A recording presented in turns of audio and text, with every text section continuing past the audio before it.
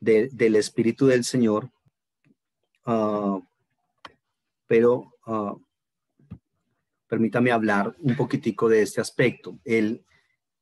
Aquí hay una situación y vamos a hablar, reitero, estamos hablando de antropología veterotestamentaria y hemos planteado aspectos como carne, basar en el hebreo, corazón, lev en el hebreo.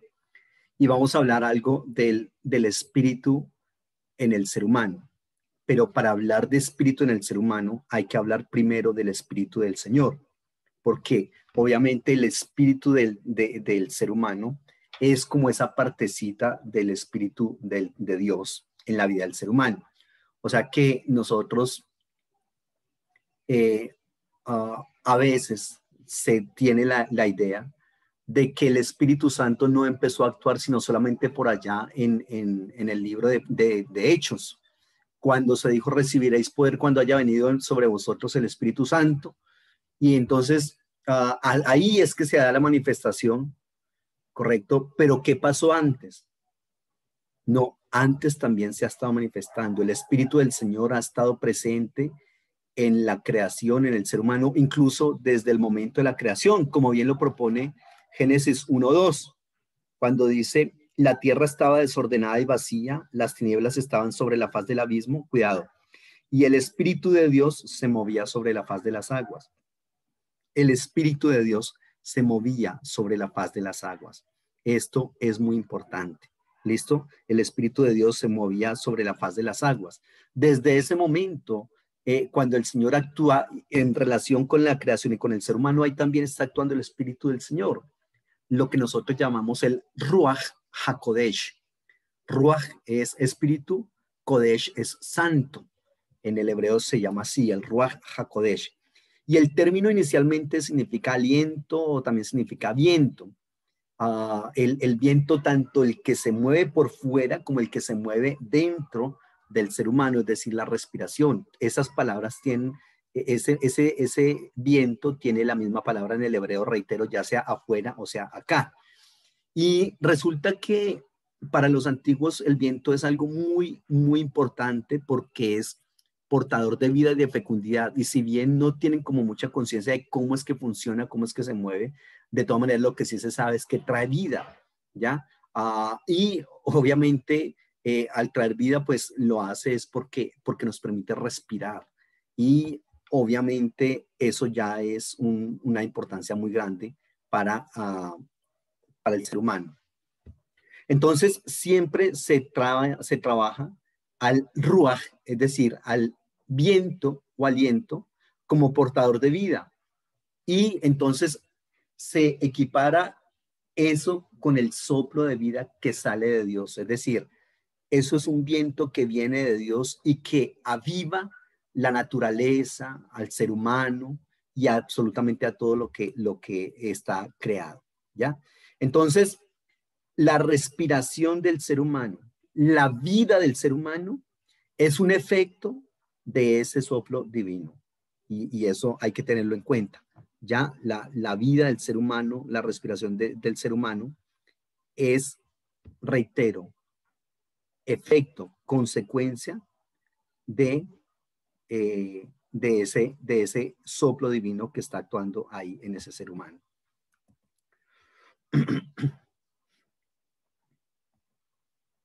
Entonces, si se tiene la idea de que el Espíritu del Señor ha estado solamente actuando luego cuando viene Cristo y que dice yo me voy pero les dejo un consolador, etcétera, no es correcto, porque ahí lo que se está haciendo es como una división, como una discontinuidad entre la creación y el actuar del Espíritu del Señor en todo el Antiguo Testamento y luego el Espíritu de Cristo. Y si nosotros hacemos esa distinción, entonces vamos a decir, no hay absolutamente nada que tenga que ver el Espíritu de Cristo con el Espíritu de Yahvé, del Señor del Antiguo Testamento. Y no es correcto. Es necesario que haya una unidad, tanto en el obrar de Dios en la creación, como cuidado, como en la redención que Dios está obrando, según la teología cristiana, obviamente, en el ser humano. y santificando tanto al ser humano como absolutamente todo. Es el mismo espíritu. Entonces ese espíritu es principio de vida, ¿cierto? En el sentido de que el ser humano tiene vida porque es Dios el que coloca su vida en él. Desde esa perspectiva hay algo que puede parecer para nosotros ilógico, es que el Señor, Dios, está presente en absolutamente todo ser humano. Pero ¿cómo así? ¿Pero por qué? Y perdón, y en los violadores también, y en los asesinos también, y en los... Sí, también está presente ahí. ¿Cómo? ¿Cómo está presente? Con su vida. Es decir, cada persona y cada ser vivo que tiene vida, esa vida es testimonio y presencia de Dios en esa persona. Eso tenemos que tenerlo en cuenta porque el Ruach HaKodesh es el principio vital del ser humano.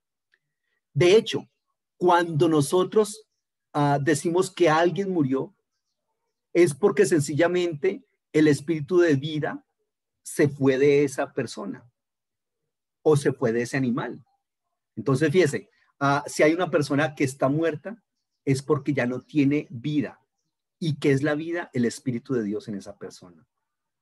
Entonces, sí tenemos que decir, queramos o no queramos, gústenos o no nos guste, que el espíritu del Señor sí está vigente en todo ser humano, simbolizando la vida de ese ser humano. Entonces, Dios se halla presente por medio de su Espíritu Santo en absolutamente todas las criaturas, ¿correcto? En todo lo creado. El Señor está presente a través, reitero, de su Espíritu Santo. Pero también, por otro lado, el Espíritu del Señor se vio en el Antiguo Testamento y uno de los libros que más, curiosamente, más trabaja el mover del Espíritu Santo en el Antiguo Testamento es el libro de Jueces. Mira lo que dice, por ejemplo, Jueces, capítulo 6, versículo 34. Dice así: entonces el Espíritu del Señor vino sobre Gedeón y cuando éste tocó el cuerno, los abiezeritas se reunieron con él. O por ejemplo, en el 11:29. En el 11:29 dice: entonces el Espíritu del Señor vino sobre Jefté y este recorrió Galaad y Manasés y de allí pasó a Mizpa y a Galaad. Ahí está. Entonces aquí se ve cómo el Espíritu del Señor viene sobre esos caudillos que en este caso son los jueces de Israel. Lo que se quiere mostrar en el libro de los jueces es que estos personajes hicieron cosas que no se podrían haber hecho de manera diferente si no es por el mover del Espíritu Santo sobre ellos. Fue por eso que ellos tenían una energía admirable que les irradiaba y que hacía que el pueblo les siguiera, que hacía que ellos hicieran hazañas que no podían hacer de otra manera.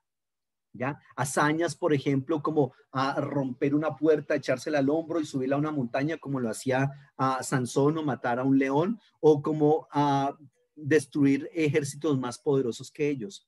Pero ¿quién era el que hacía eso? Era el Ruach HaKodesh, quien los capacitaba para que ellos pudiesen llevar a cabo esas enseñanzas, Jefté, Gedeón, Sansón. Eso es lo que se está haciendo. O también, por ejemplo, cuando el Señor divide las aguas del Jordán, ¿ya? O cuando el Señor le permite a algunas personas interpretar sueños o algún otro milagro del Antiguo Testamento. ¿Quién está actuando ahí? Está actuando el Espíritu del Señor. Eso lo vemos en 1 Reyes 18:12 o 2 Reyes 2:16 o Génesis 41:38. En todos esos eventos, división de las aguas, incluso interpretación de un sueño, un poder que obra un milagro, todo eso, ¿quién lo hace? El Espíritu del Señor, ¿ya? Entonces, pero curiosamente, en el Antiguo Testamento, aquí sí hay una distinción muy importante con el Nuevo, es que en el Antiguo Testamento el Espíritu del Señor es una fuerza intermitente, es decir, no se ve como habitando permanentemente en una persona, sino que se ve, como leímos en estos textos, vino el Espíritu del Señor sobre X persona. Y esa persona, bajo esa influencia, puede entonces hacer algo diferente a partir de ese espíritu, ¿ya? Entonces el espíritu viene, se adueña de él, le toma, le controla, por ejemplo, también en el profetismo extático, en el profetismo de esa índole, viene el espíritu del Señor, sobre esa persona, él entra en un trance profético ayudado por instrumentos musicales y empieza entonces también a hablar desde esas perspectivas y a actuar bajo la influencia de ese espíritu, ¿ya? Entonces, obviamente, eso es una confrontación muy fuerte para el ser humano. Y en esa confrontación de Dios, del ser humano con el Ruach HaKodesh, que es el mismo Dios, pues sencillamente hay miedo, hay temblor, ¿ya? Pero bueno, hay algo muy importante en esta situación y tengamos cuidado con esto y tengámoslo presente siempre, que el Espíritu del Señor no está, ni viene al ser humano, ni se muestra para organizar espectáculos para satisfacer la curiosidad humana o para suscitar emociones mediante poderes mágicos. No. Fíjese que yo estoy hablando en este momento del Espíritu Santo, pero no vaya a ver en mí, ni vaya a esperar de mí, por ejemplo, que me empiece a mover de manera, digamos, a veces que no puedo controlar o que pues, empiece a hablar lenguas, ¿cierto? Pero es que realmente eso no es tampoco la totalidad del Espíritu Santo en el actuar del ser humano. A veces se cree que el Espíritu Santo lo que va a hacer es precisamente solamente eso y que ahí se agota. Usualmente en el discurso eclesiológico se plantea que esa persona es muy espiritual, ¿verdad? Y es espiritual porque mírelo cómo habla en lenguas o mírelo cómo se mueve de una manera que no puede controlarse y danza y la risa santa y escarcha y cosas de esas. Todo eso es muy válido y respetable, bien por las personas que experimentan eso. Le estaba diciendo que en mí no vaya a esperar que hable lenguas porque yo no tengo el don de hablar en lenguas, por ejemplo, en las lenguas espirituales. El Señor sí me ha dado la oportunidad de aprender y enseñar hebreo y griego, que esas son básicamente las lenguas que estaban hablando en el famoso día de Pentecostés. ¿Se acuerdan ustedes que había gente de muchos grupos étnicos y muchos idiomas y decían, pero cómo estos son judíos y nosotros les escuchamos hablar en nuestro idioma? No eran ni lenguas angelicales, eran idiomas humanos que el Señor les dio sin haberlo leído y que podían, y ni estudiado, y que los podían hablar de tal manera que estos otros les entendían. ¿Ya? Entonces, si es de esas lenguas humanas, amén. ¿Quién habla lenguas? Durante muchísimo tiempo yo me sentí tan frustrado porque me enseñaron muchas veces que si tú no hablabas lenguas no tenías el Espíritu de Dios en tu vida. Y eso fue bastante lamentable porque yo decía, bueno, ¿cómo está este asunto? Yo soy tan perverso que ni siquiera el Espíritu del Señor me puede dar unas lenguas o caerme o eso. Hasta el día de hoy no las he recibido. Esa clase de lengua, reitero. Claro, alguna vez hubo una persona de una de estas iglesias que cree que si uno no habla lenguas no tiene el Espíritu del Señor. Y me dijo, ¿y usted habla lenguas? Y yo para no ponerme a problemas le dije sí. Y empecé, Breshit bara Elohim el Hashamayim Belhares, esos Génesis en hebreo. Y esa persona, sí, se fue así como, o sea, no me iba a poner a explicar eso porque no era el tema que estaba dictando en ese momento, ni tampoco me voy a poner a confrontar con una persona que tiene una propedéutica de muchísimos años y una propedéutica que tiene que haber un deconstruccionismo muy fuerte eh, eh, para intentar digamos, como que entienda un poco más ampliamente el mover del Espíritu Santo. Y ese Espíritu Santo no es, entonces ya se terminó la hora del culto y, qué manifestación del Espíritu, ¿no? Y entonces le decimos al Espíritu, gracias, nos vemos en 8 días, ¿o yo? No porque el Espíritu no podemos encasillarlo y reducirlo de manera tan infame. Reitero, a hablar en lenguas, a milagros, a danza o a risa santa o cosas así. No. Entonces, porque el Espíritu Santo no organiza sus espectáculos para satisfacer la curiosidad humana, ni tampoco se agotan las emociones ni los poderes mágicos, sino que lo que pretende es equipar al ser humano, colocarlo a su servicio y colocarlo para que cumpla la voluntad. que ese Espíritu Santo quiere para el ser humano. Entonces, el Espíritu Santo en Israel encuentra algo muy importante y es un respeto y un temor santo que nosotros deberíamos aprender desde esa perspectiva. ¿Listo? Entonces, ese Espíritu del Señor es el órgano que se hace realidad. La presencia de Dios se hace realidad en el Espíritu Santo, ¿ya? Y ahí se va a resumir todos los dones y todos los poderes que el Señor derrama sobre su pueblo. Entonces, cuidado, reitero, no es solamente una manifestación en algo litúrgico. Esto es preocupante. Nosotros solamente equiparamos al Espíritu del Señor en algo que es litúrgico, ¿ya? En el momento del culto y pare de contar. No, no es correcto. El Señor también está vigente en muchos otros ámbitos de la vida, como estaremos y como estamos viendo en este momento. Entonces, hay que estar pendiente de esos otros ámbitos. Entonces, por otro lado, hay que tener en cuenta que el Espíritu de Dios es manifestación de la autorrevelación de Dios, cuidado, en nosotros y para nosotros. Pero acá tenemos que tener en cuenta que así como Dios se revela, pero en la medida en que Dios se revela al ser humano, también deja algo oculto al ser humano. Ojo con eso. El Espíritu del Señor se revela al ser humano, pero en la medida en que se revela a ese ser humano, también deja algo oculto a ese ser humano. Es decir, Dios no se revela totalmente al ser humano.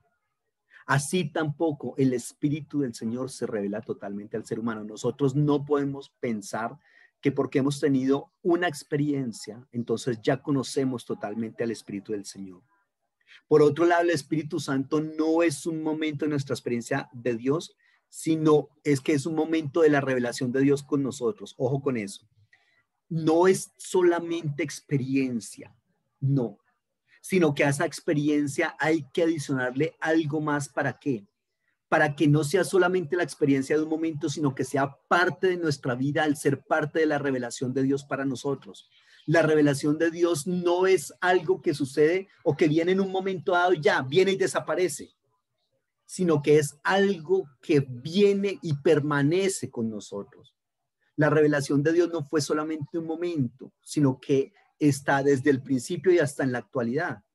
Nosotros hablamos, por ejemplo, de revelación general y revelación especial. La revelación general es Dios dándose a conocer a todos los seres humanos en todas las épocas, en todos los lugares del mundo, de tal manera que absolutamente todo ser humano pueda entender ese concepto de revelación de Dios, ¿correcto? Pero por otro lado, hay que también tener en cuenta que la revelación también es especial, ¿correcto? Y que esa revelación especial sea a hombres especiales, en lugares especiales, para misiones especiales. Pero ya sea revelación general o revelación especial, esa revelación de ninguna manera fue un momento, algo fugaz y listo, no, sino que es algo permanente, que hasta el día de hoy nos está permeando a nosotros. Así también es el Espíritu del Señor en nuestras vidas, no solamente una experiencia. Eso nos debería servir a nosotros muchísimo para entender que va mucho más allá de la experiencia. ¿Listo?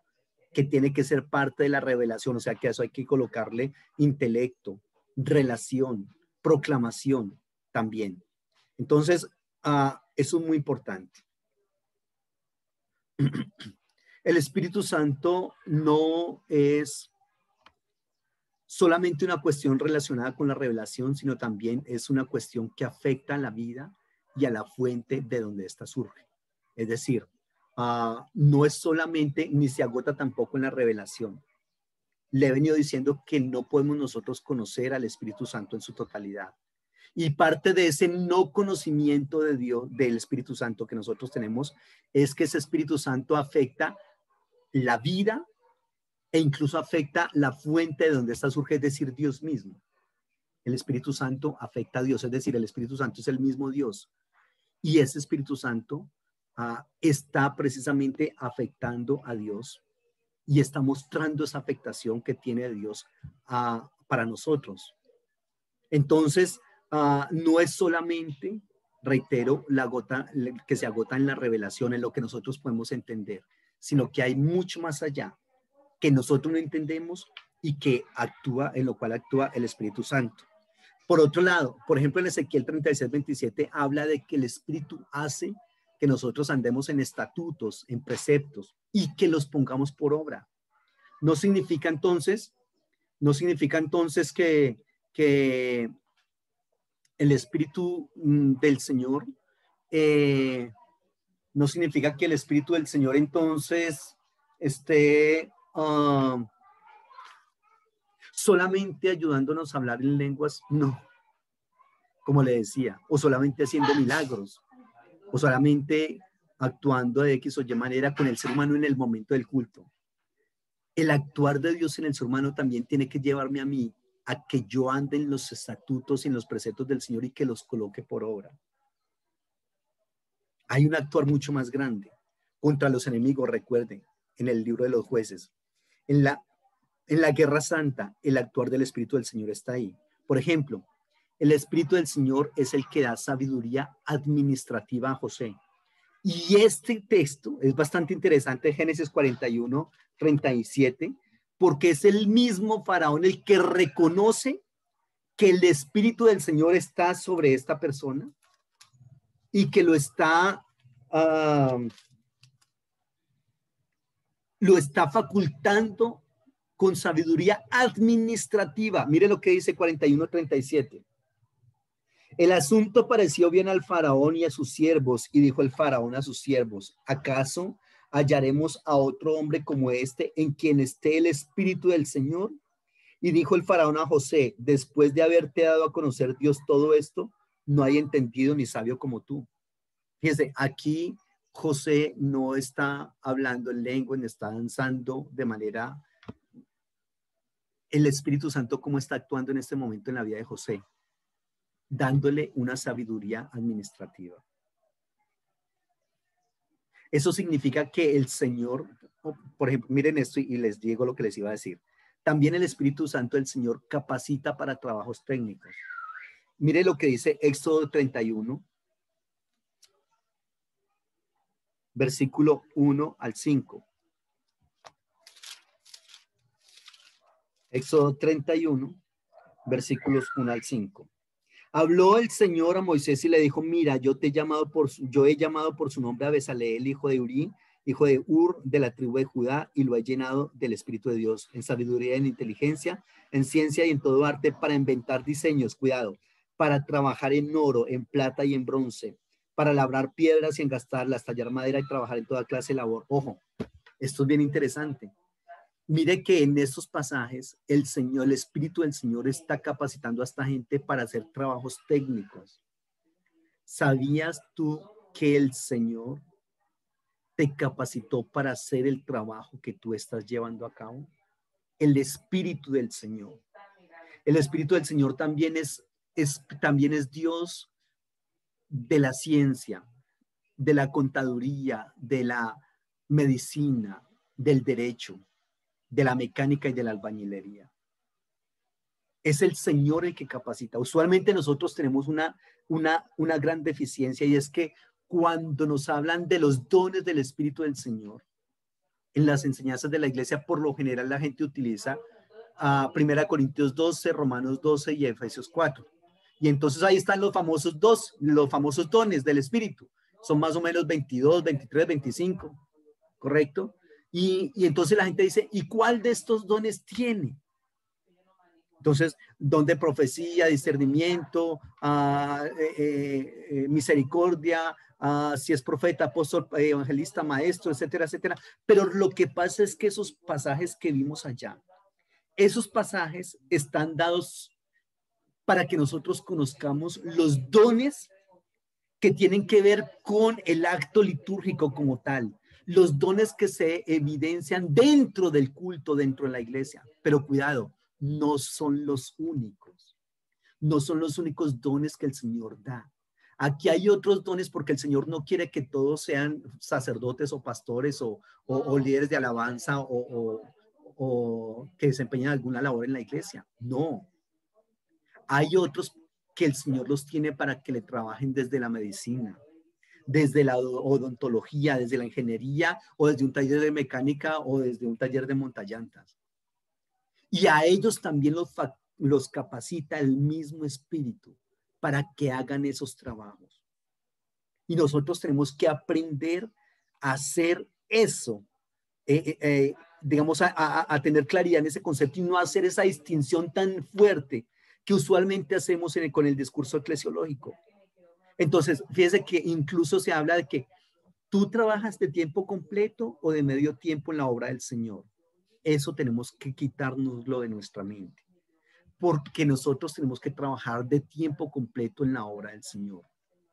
Algunos lo harán a través de un pastorado o dictando clases de teología como el Señor me permite hacerlo, pero otros le tendrán que servir al Señor de tiempo completo, pero en una oficina, ejerciendo medicina, ejerciendo la docencia secular en un colegio o en una universidad, o como decimos acá, capacitados para realizar trabajos técnicos.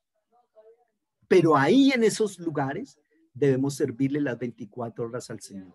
Ese concepto de que si yo trabajo secularmente o que si trabajo en la obra del Señor, tenemos que quitárnoslo. Porque en el Señor no debe haber diferenciación entre vida secular y vida religiosa. Eso ha dañado muchísimo, de tal manera que muchas veces cuando vamos a la iglesia nos colocamos la máscara de cristiano, ¿cierto? Porque voy para la iglesia. Incluso hay mucha gente que se viste de manera diferente cuando va a la iglesia. Porque es que voy a la iglesia, voy a adorar al Señor, perdón. Y el resto de la semana no vas a adorar al Señor. Con las decisiones que tomas en tu trabajo, con el conocimiento que tienes. Entonces el Señor te permite tener un conocimiento, pero ¿de qué serviría que el Señor nos permita trabajar, por ejemplo, en medicina? Estudiar medicina, si entonces voy a ser un médico que voy a practicar abortos. ¿Mm? O el Señor me dio la oportunidad de estudiar derecho, pero pues la verdad es que no me interesa impartir justicia. Lo que me interesa es, pues, al mejor postor me le vendo. O el Señor me permitió ser contador, pero el gerente dice, no podemos permitir que el dueño de la empresa se dé cuenta del desfalco que estamos haciendo. Necesitamos maquillar eso. Ah, claro, no hay problema. Cuente conmigo. Entonces ahí donde estamos adorando al Señor. No es correcto. Fuera de la iglesia tenemos que adorarle, pero entonces no se puede hacer distinción entre vida secular y vida religiosa. Definitivamente el Espíritu del Señor también está obrando en absolutamente todos los seres humanos, aunque no estén en mi iglesia. Ojo, porque eso es muy clave. A veces hay ciertos grupos que dicen, por ejemplo, y qué pena mencionar nombres, pero hagámoslo. Algunos grupos pentecostales, neopentecostales o carismáticos, estos sí tienen el mover del Espíritu Santo. Y por otro lado están las iglesias históricas. Las iglesias históricas son, por ejemplo, bautista, metodista, luterana, arminiana, en fin, todas estas iglesias que llaman iglesias históricas. Estos no tienen el Espíritu del Señor. Estos sí, porque estos hablan en lenguas y se mueven y los cultos son bien avivados. Estos no, porque estos son como más sobrios, más muertos. Perdón, no significa que porque no haya un mover igual del Espíritu del Señor aquí en este grupo, aquí en este otro no haya mover del Espíritu. Claro que lo hay. Aunque no actúe con estos como actúa con estos y viceversa, claro que hay un mover del Espíritu del Señor. Nosotros, ¿cómo pretender encasillar al Espíritu del Señor en la vida del ser humano o en el actuar en el mundo? Por ejemplo, se necesitaría un actuar del Espíritu Santo muy fuerte en mi vida para abanderar un proceso, digamos, social. Para abanderar un proceso social. Mire, es un señor que admiro mucho, Martin Luther King, que luchó por los derechos de las negritudes en Estados Unidos. No creo que él hablara en lenguas porque era bautista. Pero mire cómo abanderó unos procesos y mire los cambios que logró y a tal punto que entregó su vida por ellos. Uno empieza a decir, bueno, ¿y cómo es este asunto acá? Que finalmente que según el discurso que nos enseñan, este es un impío porque es que no va a la iglesia, porque no pertenece a mi religión, etcétera, pero mírelo cómo abraza una causa en contra, por ejemplo, de la corrupción, en contra del desmonte de los páramos o en contra, por ejemplo, de los alimentos transgénicos, por colocar algunos ejemplos, en contra del calentamiento global. Y cómo esa persona es tan capaz de abanderar esos procesos e incluso dar su vida por esas situaciones. Y nosotros que decimos y defendemos a capa y espada que nosotros sí tenemos el Espíritu del Señor en nuestras vidas, perdón. Y entonces, ¿por qué no somos capaces de abanderar esos procesos? Hay unas situaciones un poco complejas. Entonces, el que nosotros llamamos inconverso o impío termina haciendo más cosas que nosotros que tenemos el Espíritu del Señor en nuestra vida. Nosotros no podemos encasillar al Espíritu del Señor, pero nos atrevemos a hacerlo. Entonces, el que es bautista usualmente dice, si ve a alguno que está hablando en lenguas en su iglesia, perdóneme, ¿está hablando en lenguas? Recuerde que nosotros somos bautistas. Por favor, sea más mesurado. Hable de eso en su casa, pero acá en la iglesia no. ¿Y quiénes somos nosotros para decirle al Espíritu Santo que no tome a una persona a hablar en lenguas? Sí, sí, ese es el caso. Pero por otro lado, si el caso es que esa persona no tiene al Espíritu del Señor en su vida, supuestamente desde la perspectiva de estos otros, pero hace cosas que no las hace el que sí tiene el Espíritu del Señor en su vida, entonces, ¿qué está pasando ahí? El Espíritu Santo sí se mueve, aunque ese otro individuo no esté en mi iglesia, no esté en mi denominación o incluso no esté en mi religión. Pero ¿quién soy yo para decirle al Espíritu Santo que no se mueva en la vida de una persona? Eso es bastante importante lo que tenemos que entender en cuanto al Espíritu del Señor. Cuidado, recuerden que estamos hablando del Espíritu del Señor en la vida del ser humano. Ahora hablemos, por favor, digamos que ahí está hablando un poquitico, grosso modo, eso no pretendo obviamente agotar el tema ni nada, de el actuar del Espíritu del Señor en la vida como aspecto secular, ¿cierto? Ahora hablemos un momentico del Espíritu del Señor como tal en la vida del ser humano como tal. Entonces, recuerde que hasta ahora le he dicho que el Espíritu, hablando del Espíritu universal, todo lo que le he hablado hasta ahora es del Espíritu universal, ¿cierto? Y decíamos entonces que ese Espíritu es la energía vital presente en todo lado. Y al Espíritu se le atribuyen alteraciones graves del estado físico o psíquico del ser humano. Aquí ya estoy hablando del Espíritu individual como tal. ¿Listo? El espíritu que está individual. Entonces hay un espíritu universal y hay un espíritu individual. Claro, ese espíritu individual tiene un principio que es un principio divino, porque el principio divino es la vida, ¿ya? Si no hay vida, esa persona está muerta.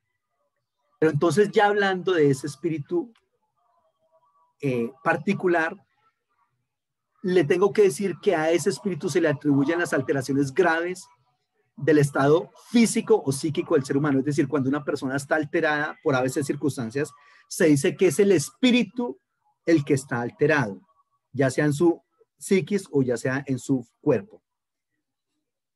Y también al espíritu se le asocian emociones que pueden más que el hombre, es decir, que lo controlan al hombre en una manera en la cual él actúa diferente a lo que siempre está actuando. Por ejemplo, Génesis capítulo 26 dice así, versículo 35. Y fueron amargura de espíritu para Isaac y para Rebeca. Están hablando de las esposas de Esaú. Cuando Esaú tenía 40 años, tomó por mujer a Judith, hija de Berí el Eteo, y a Basemat, hija de Elón el Eteo. Y fueron amargura de espíritu para Isaac y para Rebeca. Entonces, en este caso, está hablando de una amargura muy fuerte que viene a la vida de los padres de Esaú, a Isaac y Rebeca, ¿correcto? Y entonces, esto se le adiciona o se le atribuye ¿a quién en la Biblia? Al espíritu. Obviamente ya es el espíritu de la persona como tal. Reitero que ya estamos hablando del espíritu de la persona como tal. Y en 1 Samuel 1:15 también habla de un evento muy conocido cuando la mamá Ana, mire lo que dice, 1 Samuel 1:15, pero Ana respondió, no, Señor mío, yo soy una mujer atribulada de espíritu, no he bebido vino ni sidra, sino que he derramado mi alma delante del Señor. Aquí esta mujer está en una tribulación tan fuerte, correcto, que se evidencia en todas sus actitudes y en sus palabras, de tal manera que la detecta el sacerdote Elí y la viene a reprender y ella dice, no, lo que pasa es que mi espíritu está muy amargado. Es el espíritu, entonces, el que está en este momento en tribulación. Entonces, el espíritu en el Antiguo Testamento se convirtió en responsable de los afectos humanos y también es considerado, cuidado, como el órgano de la vida psíquica. Entonces, si bien en el Antiguo Testamento no hay una, no hay, digamos, como una sistematización de los centros de procesos psíquicos, ni del proceso psíquico como tal. Sí hay, obviamente, un análisis de la psiquis del ser humano. Reitero, una cosa es que haya un conocimiento, es un conocimiento importante, pero es un conocimiento, digamos, que pertenece a una época precientífica. No está sistematizado, pero sí hay, digamos, un análisis psíquico del ser humano en el Antiguo Testamento y el espíritu es responsable eh, de esos procesos psíquicos en la vida de él. Por otro lado, también, básicamente en el Antiguo Testamento, el espíritu es el que direcciona éticamente la parte volitiva del ser humano. Miren lo que dice textos, por ejemplo, como Isaías 29:24 o Salmo 51:12. Si tienes alguno de esos versículos, por favor, ayúdame a leerlos.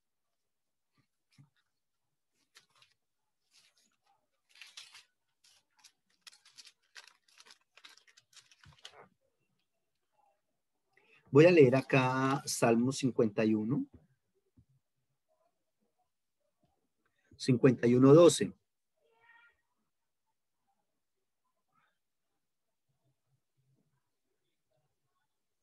Salmo 51:12.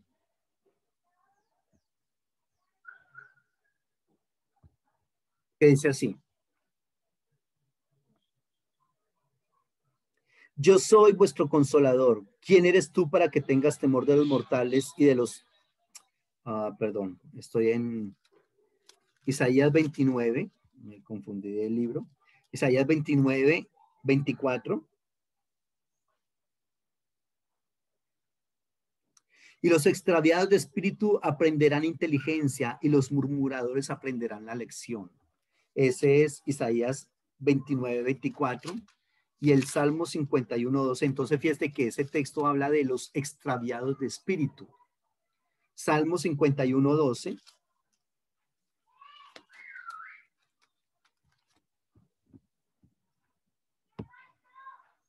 Salmo 51:12 dice así: devuélveme el gozo de tu salvación y espíritu noble me sustente. Entonces, aquí le estoy leyendo estos textos para hacerle ver que el espíritu del ser humano es aquel que se muestra en el texto bíblico como el que direcciona la ética, la moralidad del ser humano. En textos como Isaías 29:24, Salmo 51:12 habla de cómo esos personajes tienen que replantear muchos aspectos de su vida y es el espíritu el encargado de replantear esos asuntos. Por ejemplo, también en Proverbios 11:13, los textos que están ahí en pantalla también. Proverbios 11:13, que dice: el que anda en chisme revela el secreto, el de espíritu fiel lo guarda íntegro. Entonces, aquí está incluyendo la ética a la cual se le atribuye el Espíritu Santo. Entonces, el Espíritu Santo trabaja en la corrección y la caracterización de cualidades, tanto éticas como morales en el ser humano. Pero el Espíritu Santo, el espíritu del ser humano, también tiende a deteriorarse o a disminuirse. Por ejemplo, por otro lado también es como la bonanza de las energías vitales que se desatan en un momento dado. Es decir, en la Biblia, el espíritu del ser humano es aquella parte constitutiva a la cual se le atribuye de que una persona tuvo un arranque de celos, de envidia, de ira, de furia, qué sé yo, y luego ese mismo estado alterado de ánimo vuelve a la bonanza. ¿Quién es el encargado de eso? El espíritu. Tanto el que se exalta de esa manera como el que posteriormente vuelve a su estado natural es el espíritu. Por ejemplo, cuando Faraón tiene los sueños, lo que atormenta a Faraón es su espíritu, es decir, su espíritu es el atormentado. Ahí se le atribuye entonces también unas cualidades al espíritu. Y como le comentaba, a veces el hombre actúa de una manera y a veces actúa de maneras diferentes. Cuando actúa de manera diferente a la natural, es el espíritu el que está trabajando también en esa perspectiva. Al espíritu del ser humano también se le atribuyen funciones espirituales más elevadas. Por ejemplo, es el espíritu del ser humano el que investiga los caminos de Dios, que dice Salmo 77:7. ¿Desechará el Señor para siempre y no volverá más a hacernos propicio? ¿Ha cesado para siempre su misericordia? ¿Se ha acabado perpetuamente su promesa? ¿Ha olvidado Dios el tener misericordia? ¿Han cerrado con ira sus piedades? Aquí está en el versículo 6. Me acordaba de mis cánticos de noche. Meditaba mi corazón, cuidado, y mi espíritu inquiría. Fíjese que en la Biblia, entonces, reitero, al espíritu se le atribuye como esa búsqueda de los caminos del Señor, como esas búsquedas espirituales, éticas y morales elevadas, ¿ya? O, por ejemplo, en Isaías 26:9. Entonces, fíjese cómo se está haciendo distinción entre los diferentes elementos constitutivos del ser humano y a cada uno se le atribuyen algunas cosas. Isaías 26:9. Con mi alma te he deseado en la noche, y en tanto que me dure el espíritu dentro de mí, madrugaré a buscarte, porque luego que hay juicios tuyos en la tierra, los moradores del mundo aprenden justicia. Entonces, bien interesante que dice, y en tanto que dure el espíritu dentro de mí, madrugaré a buscarte. Reitero, el espíritu como esa parte constitutiva que busca los caminos del Señor. Pero curiosamente, en el Antiguo Testamento, el ruaj, es decir, el espíritu, no es como una especie de alter ego. Alter ego es el otro yo. Como si yo estuviese acá y el espíritu estuviese allá, mi espíritu, digamos, estuviese algo separado de mí diciendo, bueno, Luis Carlos, ¿qué pasa? ¿Por qué no busca al Señor? No, no es eso. Sino que sencillamente el espíritu está dentro de mí, ¿cierto? Y ese espíritu, aunque si bien se está hablando de que es el que busca todos esos cuotas elevadas de ética, de moralidad y de espiritualidad, ese espíritu es parte de mí. Y no hay, de ninguna manera, no hay ni un antagonismo, ni una división como se la hace en el Nuevo Testamento para el espíritu, el alma y el cuerpo del ser humano, como decíamos en la clase anterior. No. Entonces el Espíritu Santo, el espíritu mío, el ruaj del ser humano, no es un alter ego, es decir, un otro yo que está allá ¿cierto? Sino que es parte de mí. Y como lo he venido diciendo, en el Antiguo Testamento todo el hombre es bueno o todo el hombre es malo. En el Nuevo Testamento el alma y el espíritu son buenas y el cuerpo es malo, y hay una continua pelea entre ellos dos porque es que el espíritu sí quiere y el alma y el cuerpo no. El cuerpo se preocupa más por qué comer, por estar bien, por la satisfacción sexual, y entonces toda la búsqueda de lo que nosotros llamaríamos, digamos, como lo terrenal. No, en el Antiguo Testamento no es así, no es así. Pero sí es bien importante entender que, cuidado, el espíritu del ser humano tiene una existencia duradera. Cuidado, no está sometida a la muerte. No podemos decir que el espíritu del ser humano sea eterno, porque sí tiene un principio, pero sí es inmortal. No es eterno, pero sí es inmortal. El espíritu del Señor, perdón, el espíritu del ser humano sobrevive a la muerte. La Biblia habla, por ejemplo, de que el alma que pecare esta morirá. O sea, según eso, el alma moriría. Según eso, reitero, aquí recordemos que estamos hablando de teología del Antiguo Testamento. Hay muchos de estos conceptos que toca ir al Nuevo Testamento porque ahí encontraremos como una especie digamos, de complemento por la revelación progresiva. Pero hay otros que definitivamente el concepto del Antiguo Testamento es mucho mejor que el del Nuevo. Eso pasa y nosotros tenemos que empezar como a analizar esos conceptos. Desde esta perspectiva, hay un texto en la Biblia que dice, que lo veremos más adelante, el alma que pecare esta morirá.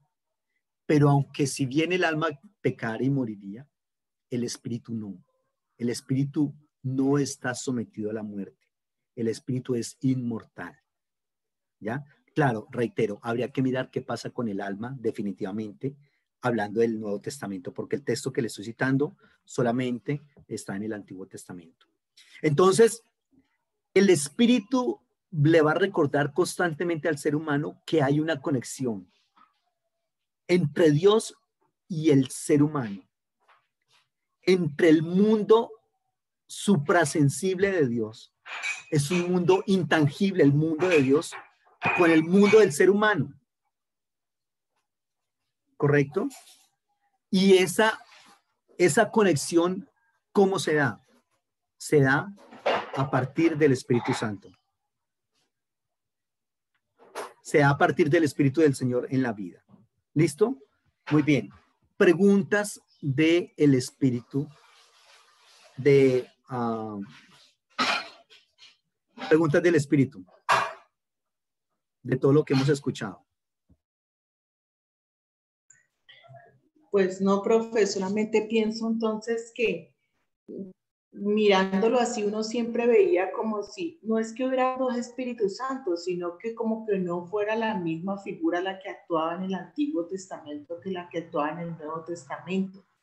Y digamos que siempre hemos asociado con el Espíritu Santo como el poder sobrenatural, como cosas que vienen a nosotros para que hagamos cosas extraordinarias de parte de Dios, pero pues por lo menos en mi caso nunca lo había visto como que efectivamente siempre está en uno y es el que nos permite tener vida, el que nos permite comunicarnos. Entonces pienso que tenía una concepción muy equivocada de lo que realmente es el Espíritu de Dios en la vida nuestra.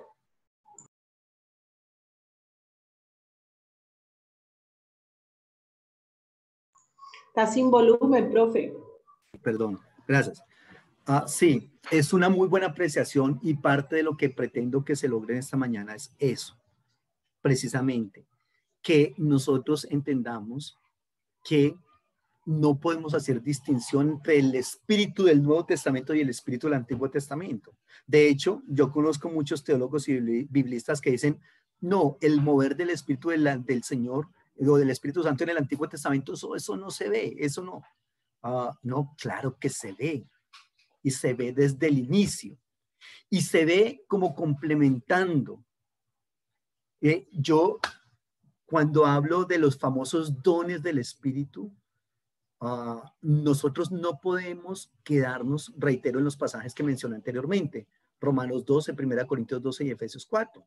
Y listo, pare de contar porque esos dones son del Espíritu, no porque esos dones son los que se trabajan dentro del ámbito cultural, pero que dentro del ámbito de la vida secular, lo que llamaríamos vida secular, que le estaba diciendo, no puede haber distinción entre vida secular y vida religiosa, ¿ya? Por otro lado, y esto es bastante fuerte, mira lo que te voy a decir. Empezaré con algo más sencillo para llegar a algo más fuerte. ¿Quién le dio la posibilidad, por ejemplo, a esa gente que canta esa música, digamos, heavy metal, esos que son unos sonidos guturales así? ¿Quién le dio esa garganta a esas personas? Cuidado, aquí me hablan de talentos. Muchas veces en la iglesia se hace la distinción entre don y talento. ¿Has escuchado eso? Y se dice, don es lo que el Espíritu del Señor le ha dado a la gente, correcto, y que lo ponen al servicio de él. Y reitero, entonces ahí están el hablar en lenguas, interpretar, profecía, discernimiento de espíritus, repartir, el que hacer misericordia con alegría, maestro, en fin, apóstol, profeta, evangelista, listo. Y se dice que el talento es aquellas cosas que el ser humano tiene de manera natural, una inclinación a hacerlas. Y hacen esa distinción. Craso error, craso error. En la Biblia, el término para don es el término carisma, carisma, en el griego. ¿De dónde se saca eso de talento? De la famosa parábola de Mateo 24, 25, que habla de los famosos talentos. A uno le entregó 5, a otro 10 y a otro 2 talentos y listo, trabajen con esos talentos. No, pero es que en Mateo el término talentum no es sinónimo en el griego de carisma. Talentum es la moneda del Imperio Romano. O sea que cuando está hablando ahí en Mateo de la famosa parábola de los talentos, no es los dones que tiene la gente, no. En español sí podemos hablar de don y de talento, pero en español, pero en el griego no. En el griego no hay distinción. No hay distinción entonces cuando se habla de eso que el Espíritu dio o dotó a una persona, reitero, para que estudie medicina, para que estudie derecho o mecánica o para el ejemplo que le estoy colocando de esos que cantan esa música. Y entonces usualmente uno dice, a ver, esa persona de dónde sacó esos dones. Y de pronto alguien puede decir, no, eso no puede ser de Dios porque mire eso tan satánico, esos gritos, y aparte de eso, mire esas letras. A eso ya es diferente. Ya es diferente en qué y cómo use esa persona los dones que Dios le dio. ¿Quién le dio esa capacidad, por ejemplo, a James de patear el balón como lo hace? De hecho, si usted lo pusiera a hablar a James, ya sabemos que el hombre no es muy bueno hablando, pero sí es muy bueno pateando. Entonces, ¿quién le dio esos dones a James? ¿Quién le dio esa manera o esas voces a esos cantantes? Elvis Presley, por ejemplo, empezó a cantar en el coro de la iglesia. ¿Quién le dio esa capacidad de cantar a Elvis Presley? ¿Satanás? No, no porque Satanás no, la Biblia dice que él viene para matar, robar y destruir. ¿Qué es lo que hace Satanás? Tomar esos dones que Dios le dio a esa persona inicialmente y ponerlos a funcionar para su servicio. Y te dije que iniciaba con algo suave y ahora voy a decirte algo más fuerte. Que esto parecerá una herejía, pero permítame. ¿Quién le dio incluso a esa persona que lee las cartas, que es brujo y hechicero? ¿Quién le dio ese don a esas personas? ¿Quién se los dio? ¿Satanás? No. No. Eso es un don de Dios que se llama discernimiento de espíritus. Lo que pasa es que Satanás sí conoce lo que hay dentro de esa persona, reitero, y lo pone a funcionar para su servicio.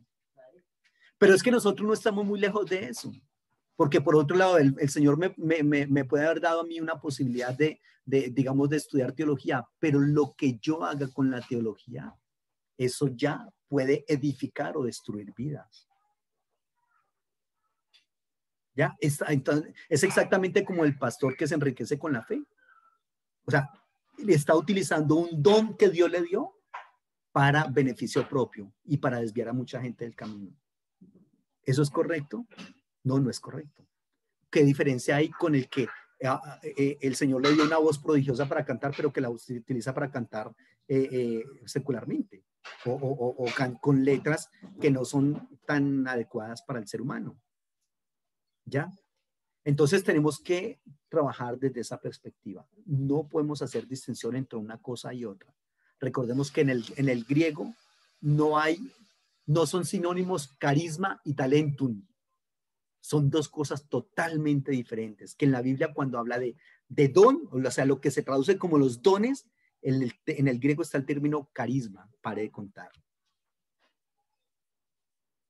Y por otro lado, entonces, reitero, no hacer una distinción entre el Espíritu de Dios en el Antiguo Testamento y el Espíritu de Dios después de Hechos, Hechos capítulo 2 en el día de Pentecostés. No hacer esa distinción porque es el mismo Espíritu que de pronto actúa de manera diferente, y una de las actuaciones, digamos, que se evidencia con más rigor es que en el Antiguo Testamento se habla del Espíritu que va y viene, como algo intermitente. Entonces, cuando viene es que la persona puede tener esa capacidad de hacer a veces cosas. Y cuando no está, pues la persona es alguien común y corriente.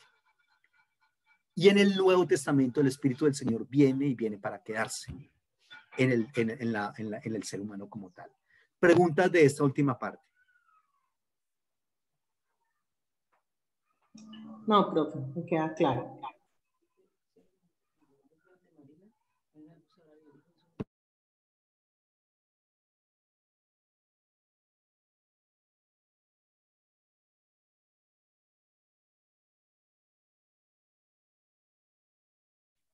Sí, muy bien. Entonces nosotros podemos utilizar esos dones para bien y para mal. ¿Listo? Bueno, eso en cuanto al Espíritu del Señor, grosso modo, y el Espíritu del ser humano en esta materia que se llama Teología del Antiguo Testamento. Vamos a hablar ahora de otro concepto que es el concepto del alma. Alma. En el hebreo, el término para alma es nefesh. Nefesh, para los que trabajan hebreo, la nun, la p y la shin. Nefesh. Segundo Samuel 3:21.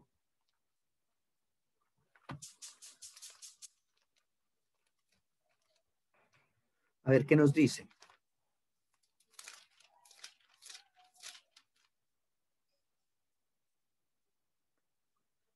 Abner dijo a David: me levantaré, iré a reunir a todo Israel junto a mi señor el rey. Harán un pacto contigo y reinarás como lo desea tu corazón. Luego David descansó. Ese texto no es.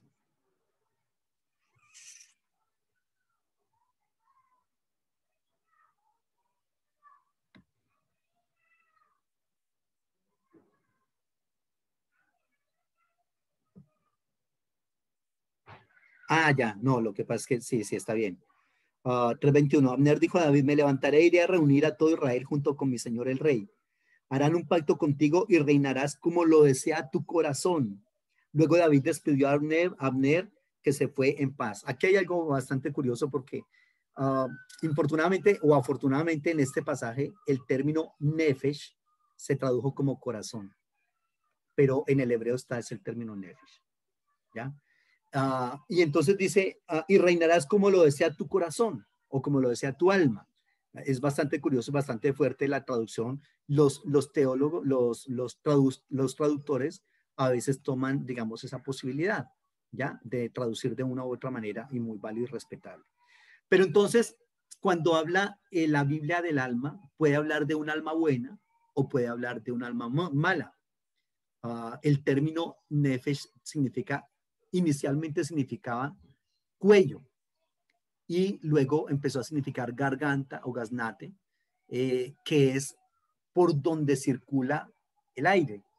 Entonces, el alma, digamos, como que se empezó a identificar con eso, con el cuello, garganta, gaznate. Y posteriormente, ese concepto de alma se identificó con, cuidado, con la respiración o con el soplo de vida, ¿ya? Reitero, sí se hace una distinción en la Biblia, tanto en el Antiguo como en el Nuevo Testamento, entre espíritu y alma, pero la diferencia es que para el judío, para el hebreo, no hay un antagonismo entre esas dos partes constitutivas, mientras que es posible que para el griego sí tiene una división tripartita del ser humano y hay un antagonismo entre esas diferentes partes. ¿Y por qué se empezó a identificar el alma con la respiración? Porque resulta que la respiración es la característica de la vida en los seres humanos y en los animales. Es decir, si una persona no respira, pues se muere. Entonces ellos se empezaron a equiparar el alma con esa respiración. Y el alma es lo que tienen de especial el ser vivo y que lo distingue del ser muerto. Entonces, cuidado. Cuando una persona está viva, hablábamos ahorita lo mismo del espíritu. Y aquí entonces volvemos a decir también lo mismo del alma. Le he venido diciendo que como tanto espíritu como alma digamos, se les atribuyen en el texto bíblico muchas cosas a ambos, porque no hay una sistematización de esos procesos. Entonces, ¿qué es lo que distingue a una persona viva de una persona o de un cadáver? El alma según esos textos. Entonces, la nefesh, es decir, el alma, es la vida misma, ¿ya? En algunos pasajes se lee de que el alma puede ser librada de la muerte, pero en otros pasajes se habla de que el alma muere. Reitero, aquí estamos en teología del Antiguo Testamento, habría que ver qué pasa en el Nuevo Testamento con el concepto de alma. No, obviamente allá nos va a indicar que el alma va a ser preservada de la muerte, ¿ya? Es decir, el alma sobrevive a la muerte, lo que muere es el cuerpo precisamente cuando la vida, es decir, el espíritu y el alma ya no están dentro de él. Veamos algunos textos, entonces, primero de Samuel 19:11, segundo de Samuel 19:6. Ya que estoy aquí en segundo de Samuel, lo voy a leer, 19:6.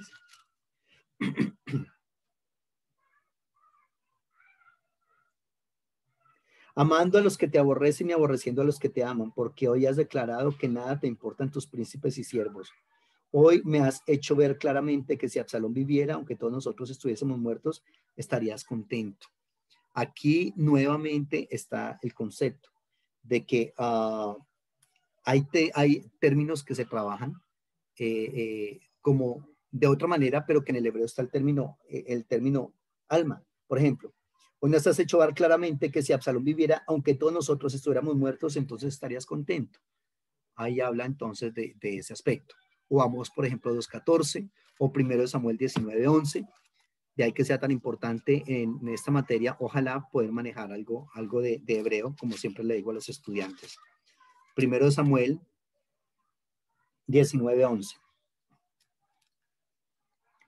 Saúl envió luego mensajeros a casa de David para que lo vigilaran y lo mataran por la mañana, pero Mical, su mujer, le avisó, si no salvas tu alma esta noche, mañana estarás muerto.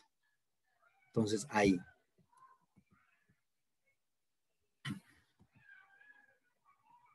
Entonces, el término alma se refiere a la vida en cuanto a que la vida está vinculada a un cuerpo, ¿ya? Y el alma, reitero, ahorita acabamos de leer que puede ser reservada de la muerte, pero acá le estoy diciendo que el alma deja de existir con la muerte. ¿Por qué se da eso? Reitero, porque no hay una sistematización, un conocimiento, digamos, sistematizado, razonado, de revelación progresiva del Señor para estos conceptos acá. Entonces, por eso podemos ver en algunos pasajes unas cosas y en otros pasajes otras. Pero en el Antiguo Testamento, sin un alma, el cuerpo se convierte en cadáver. Y mire lo que dicen estos textos, curiosamente. Números 23:10. Números 23:10. ¿Quién contara el polvo de Jacob o el número de la cuarta parte de Israel? Que muera yo la muerte de los rectos y mi fin sea como el suyo. Acá, cuando habla de muerte, lo que está diciendo es que muera mi alma, que muera mi alma. Y en Jueces 16:30,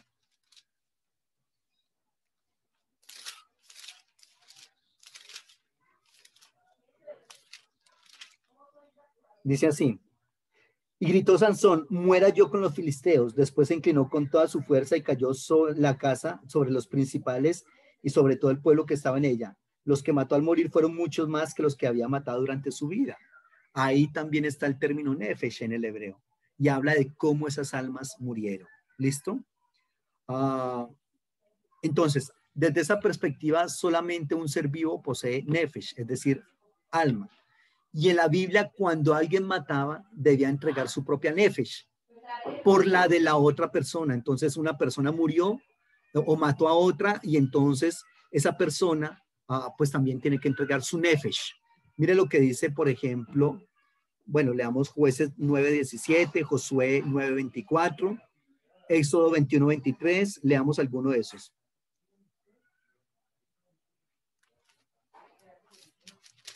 Jueces 9:17, ¿qué dice? Mi padre peleó por vosotros y expuso su vida al peligro para librarnos de manos de Madián.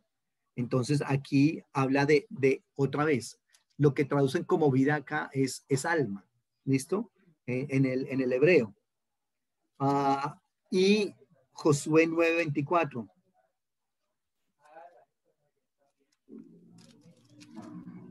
Tengo Éxodo 21:23. Bueno, por favor, léelo. Y algunos riñeren e hirieren, perdón, 21, ¿qué? 21:23. Mas si hubiere muerte, entonces pagarás vida por vida. Muy bien. Y ahí está lo que dice vida por vida en el hebreo, está nefesh por nefesh, alma por alma. Primero de Reyes. Entonces envió a Jezabel al día su mensajero para decirle, traigan los dioses sobre mí el peor de los castigos, si mañana a estas horas no he puesto tu alma como la de uno de ellos. Y lo que le estaba diciendo es, lo voy a matar. Entonces, el alma, por otro lado, en el Antiguo Testamento está relacionada con la sangre. Ojo con eso. ¿Por qué? Bastante curioso. Porque ellos veían que cuando se le salía la sangre a un ser vivo, ya sea animal o humano, ese ser moría. Entonces, la Biblia nos muestra cómo se está equiparando muy, muy cerca, de tal manera que se relaciona una con otra y se confunden una con otra, la sangre y el alma. ¿Ya? Por ejemplo, como en Levítico 17:11.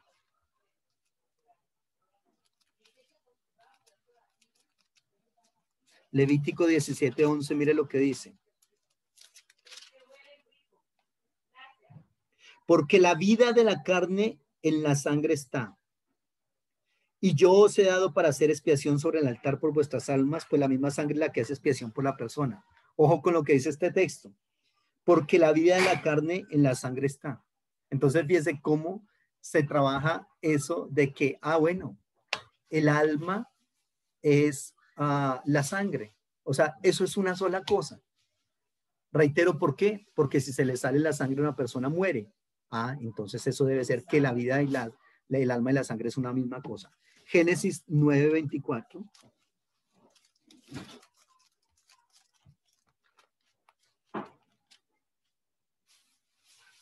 Cuando despertó Noé de su embriaguez y supo lo que le habían hecho su hijo más joven, maldito sea Canaán, siervo de siervo será su hermano. Génesis 9:4. Pero, ojo, pero carne con su vida, que su sangre no comeréis. ¿Para qué estoy leyendo estos textos? Porque le estoy diciendo que el alma está relacionada con la sangre, ¿ya? Puesto que no se hace distinción entre el principio espiritual y su manifestación física. Es decir, una cosa nosotros sabemos en este momento que hay un principio espiritual, ¿cuál? El alma. Y hay una manifestación física, ¿cuál? La vida, ¿ya? Pero acá en la Biblia no se tienen esos conceptos todavía bien claros. Pues es que mire cuántas épocas, cuántos años atrás hace eso. Mire lo que dice, reitero el 9:4 de Génesis. Pero carne que es con su vida, que es su sangre, no comeréis. Entonces, alma y sangre es para ellos prácticamente lo mismo. Entonces, por otro lado, la nefesh, el alma, en la Biblia abarca cualquier clase de deseo. los anhelos, el impulso vital. Entonces, por eso en la Biblia nosotros vemos que el alma se equipara o se relaciona con las necesidades, por ejemplo, como la comida, como la bebida, ¿ya? A diferencia del espíritu que veíamos ahora, que se encarga más de los caminos del Señor, de las altas cuotas morales, éticas. El alma no, el alma está más preocupada por qué comemos, porque estemos bien. Mire, leamos por favor alguno de esos textos, colabórame leyendo alguno de ellos.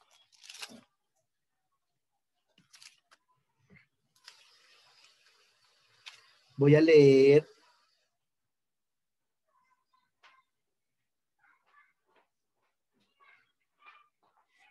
Salmo 107:9. El Señor sacia al alma menesterosa y llena de bien al alma hambrienta. Entonces aquí equiparán en esos textos al alma con las necesidades físicas, por ejemplo, como comer. ¿Listo? Puede ser Proverbios 10. Primera de Samuel 2:16. Sí, sí, por favor. Primera de Samuel 2:16 dice: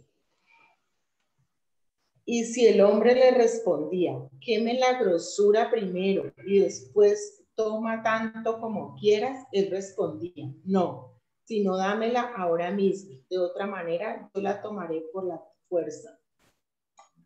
Muy bien, ahí está hablando del deseo que tenían estas personas de comer, pero reitero, infortunadamente ahí traduce el traductor, digamos, lo que quiera a veces por esa parte. Pero la verdad es que en los idiomas originales está eso, el concepto de alma. ¿Listo? Mire lo que dice, por ejemplo, en el 10:3. El Señor no dejará que el justo padezca hambre, mas rechazará la codicia de los malvados. ¿Y dónde está eso de alma ahí? Ahí está. Se traduce a veces de pronto por el alma del justo, ¿ya? Padezca hambre. Se traduce de esa manera.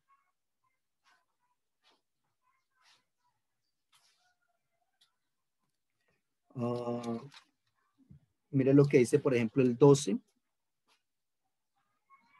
El odio despierta rencillas, pero el amor cubre todas las faltas. También está ahí el concepto de alma. Bueno, en fin. En el 10:25.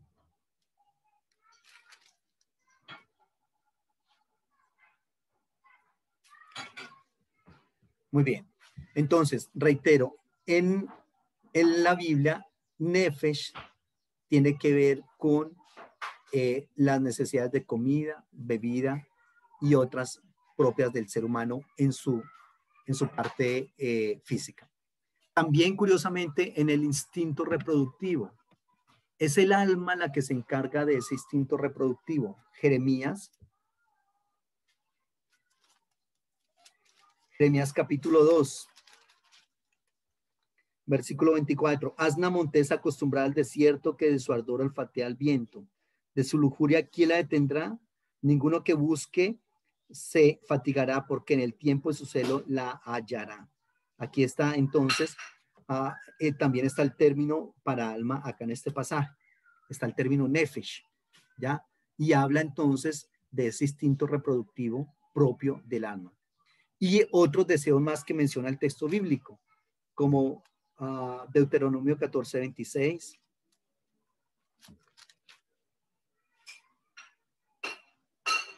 Allí entregarás el dinero por todo lo que deseas, por vacas, por ovejas, por vino, por sidro, por cualquier cosa que tú deseas. Comerás allí delante del Señor, tu Dios, y te alegrarás tú y tu familia. Ahí está. Ahí también está el término nefesh, que los traductores dicen no lo necesitamos acá. O ¿por qué lo hacen? Porque en la actualidad ya se tiene un concepto más claro de lo que es alma. Entonces ellos, para no confundir al lector, obvian el término nefesh que está en el original. Eso es bueno y eso es malo. Es bueno en el sentido que el ser humano entiende de manera más adecuada a qué es que se refiere el texto. En un sentido más común para él. Pero es malo también porque se nos pierde de la riqueza que nos trae el texto bíblico en cuanto a revelación progresiva. Es que aquí en estos textos que traducen de una manera diferente, se habla de revelación progresiva. ¿Por qué? Por lo que le estoy comentando. ¿Qué se creía anteriormente del alma y qué se cree después? Entonces ellos en la traducción lo que intentan es solucionar esa zanja que hay entre lo que se creía antes y lo que se cree después, traduciéndolo como lo que finalmente se creyó del alma, en este caso que estamos hablando. Entonces eso tiene que ver con esos aspectos, ¿ya? Por eso estos textos, digamos como que, perdón, pero estamos hablando de Nefesh. ¿Y dónde está ese término Nefesh ahí? Ahí está, en el hebreo está ahí. Salmo, capítulo 10, versículo 3. El malo se jacta del deseo de su alma, bendice al codicioso y desprecia al Señor. Ahí está. Entonces reitero, al alma también se le atribuyen los instintos reproductivos, y cualquier clase de deseos, sean buenos o sean malos, también se le atribuyen al alma. ¿Listo? También las sensaciones de llenura, de saciedad, como en el Salmo 23:3, o el Salmo 63:6, o 107:9, o Proverbios 6:30. Se habla entonces del alma como un alma que está llena, que está saciada. ¿Listo? Entonces, también por otro lado, al alma se le atribuyen emociones como tristeza, dolor, alegría, sosiego, añoranza, amor, odio, desprecio. Cualquiera de esos sentimientos o emociones también se le atribuyen ¿a qué? Al alma en el texto bíblico. Y reitero que el concepto de alma va evolucionando como todas las cosas. Entonces se habla, por ejemplo, de una nefesh hayá, que está representando al ser vivo, pero también se habla de la nefesh met, es decir, la persona que es un cadáver, que ya no tiene vida, como en Número 6:6 o como en Levítico 21:11, ¿ya? Se hace una distinción entre un alma viva y un alma muerta. Veamos para terminar este concepto algo de la relación entre espíritu y alma. Por ejemplo, nefesh, es decir, alma, es la vida individual ligada a un cuerpo concreto. Ojo, nefesh como tal, el alma, es la vida individual que está ligada a un cuerpo. Recuerde que le estoy diciendo, si no hay alma en un cuerpo, el cuerpo está muerto. Mientras que el espíritu es una fuerza vital que está presente por cualquier parte e independientemente del individuo determinado. Cuando estamos hablando del espíritu del Señor, cuando hablamos del espíritu del individuo, ese espíritu también está ligado a un cuerpo concreto. Pero recordemos que aunque está ligado a un cuerpo concreto, también es parte del espíritu del Señor. O sea que si bien está ligado en cierta medida al cuerpo concreto, de todas maneras, cuando ese cuerpo esté muerto, ya ese espíritu sigue siendo espíritu del Señor, ¿ya? El espíritu es el hálito de vida universal. Cuidado, de carácter supraindividual. Es decir, el espíritu no se agota en un individuo, sino que va mucho más allá. Es algo universal. ¿Por qué estoy diciendo que es algo universal? Porque forma parte del carácter divino, del carácter de Dios, ¿ya? Si la muerte del individuo acaba con, o termina con el alma, o mejor, la nefesh del individuo termina con la muerte de este, el ruach, cuando es el ruach de Dios, no está desaparecido por la criatura, es decir, la persona desaparece, pero el espíritu no. El espíritu está vivificado. ¿Listo? Como le comentaba, la nefesh, es decir, el alma, designa no solamente la vida que hay en el individuo, sino al individuo en su totalidad. Textos como Génesis 14:21, Jeremías 2:34, 43:6 y otros que están ahí en la pantalla. Entonces, se utilizan como sinécdoque para referirse al ser humano. ¿Listo? Por otro lado, el espíritu nunca es asociado con la sangre. Y en los animales no tienen espíritu. Los animales tienen un alma, desde esa perspectiva que nos hablan algunos textos del Antiguo Testamento. ¿Ya? Pero cuidado, el alma sí la asociábamos con la sangre. el espíritu no es asociado con la sangre. El espíritu trasciende el terreno de los deseos y sentimientos y llega hasta actividades psíquicas superiores, hasta la búsqueda del Señor, hasta el inquirir por los caminos del Señor. El alma no. En algunos pasajes se ve que el alma, reitero, es más preocupada por sensaciones de llenura, de saciedad, de sexo, de procreación, en fin, todo ese asunto. ¿Listo? Muy bien. Preguntas.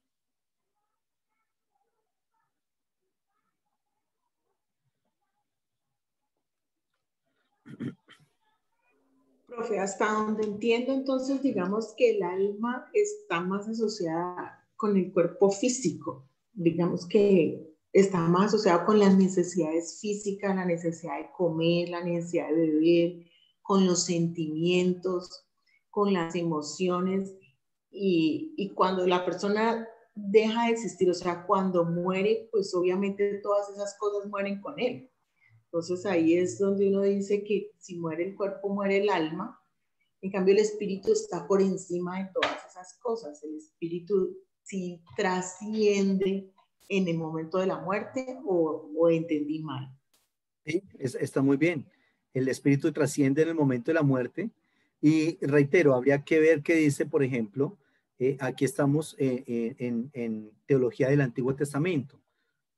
Habría que ver qué dice la teología del Nuevo Testamento respecto al alma, ¿ya? Que esos son conceptos que toca lidiar con eso. Porque, por ejemplo, mire lo que dice, solamente para mencionar algunos textos. Apocalipsis 24, por favor, leamos Apocalipsis 24. Si lo tienes por ahí, léelo, por favor.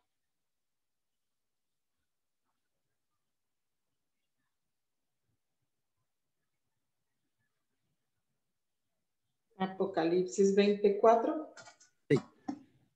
Dice, y vi tronos y se sentaron sobre ellos los que recibieron facultad de juzgar, y vi las almas de los decapitados por causa del testimonio de Jesús y por la palabra de Dios, los que no habían adorado a la bestia ni a su imagen y que no recibieron la marca en sus frentes ni en sus manos, y vivieron y reinaron con Cristo 1000 años. Entonces, fíjate que acá, haciendo un salto como para que no nos quede, digamos, en el aire, que definitivamente cuando una persona muere, el alma muere. Reitero, eso lo vimos en el Antiguo Testamento.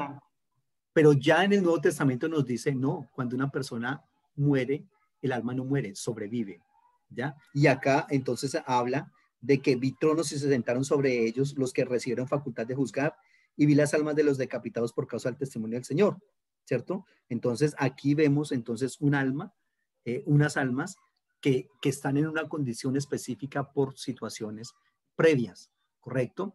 Entonces, pero los cuerpos están decapitados.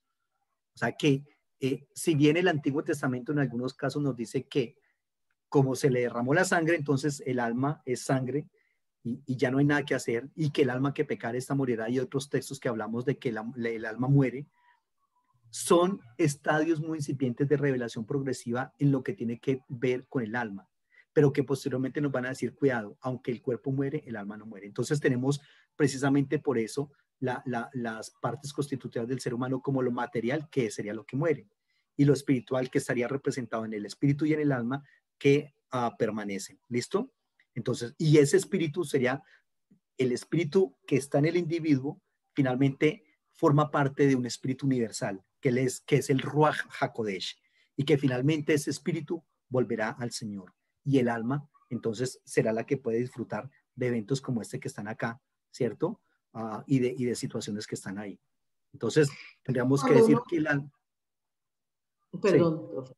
Es que digamos que en el tema del espíritu uno sí ha oído más de la distinción entre el Antiguo y el Nuevo Testamento, ¿no? Pero en el tema del alma sí es como nuevo para mí el tema, porque en el Nuevo Testamento poco, pues no lo veía así como la misma separación que existe cuando uno habla del espíritu, ¿no? Digamos que en el Nuevo Testamento uno habla más, ve más del Espíritu Santo por la venida del Espíritu Santo y porque ya mora en nosotros y todo lo que hemos estudiado, pero en el tema del alma sí quedaba ahí como que no la tenía como muy clara. ¿Sí? Hay que entonces considerar esas perspectivas diferentes que muestra el texto bíblico, ¿no? Y efectivamente el alma, uh, podríamos decir, es lo que finalmente se salva o no se salva. Claro, habría que ver qué es salvación, también por otro lado, ¿no? Eso es otro tema muy importante.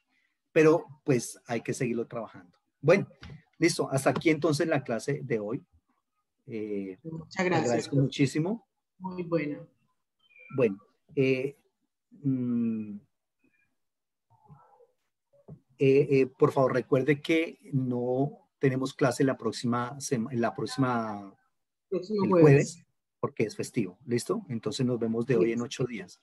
Voy a subir Bueno, esta clase a nuestro canal de YouTube por las personas que no asistieron, que pues, me dijeron que por favor la subiera para ellos poderla ver. ¿Listo? Bueno, entonces estamos en contacto. El Señor te bendiga y que esté muy bien. Muchísimos gracias, éxitos. profe. Bendiciones.